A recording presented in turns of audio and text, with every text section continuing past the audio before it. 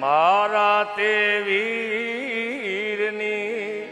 પોપટ હરખી બોલી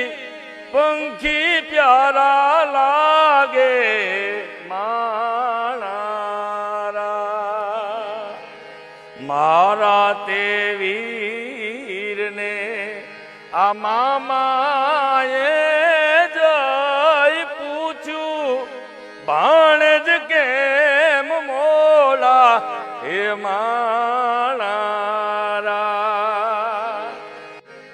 કે મામાના ગામના